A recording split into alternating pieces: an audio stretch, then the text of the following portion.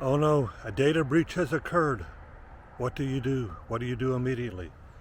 Hi, my name is Tim McDermott. I am a senior IT project manager specializing in cybersecurity and living a great life in the beautiful outdoors of the Texas Hill Country behind me. See the nice body of water behind me. So, using the analogy of a boat with a link, a boat is sinking. What do you want to do? First, you want to contain the breach. You want to contain it by plugging the leak. So you plug the leak by, in the IT world, by disconnecting systems and shutting off access, shutting off people's logins, etc., to contain the breach.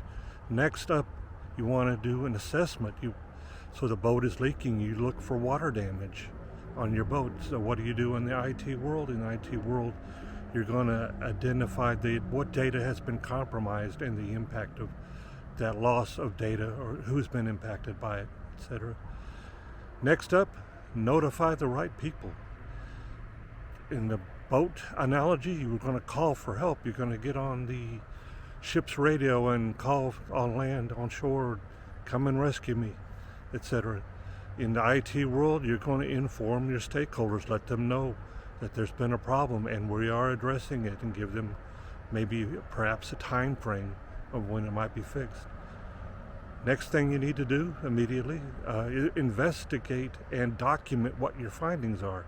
So you're investigating, find out and document, start collecting your lessons learned. In the IT world, that's what you do. If you're, again, up there on the boat, you're going to update the ship's log, or update your notes, your diary, etc., about what happened and why it happened, in case somebody comes and finds you after you're deceased. They'll know what happened to you. Lastly, mitigate and recover. Repair the ship. If you found the leak, repair it.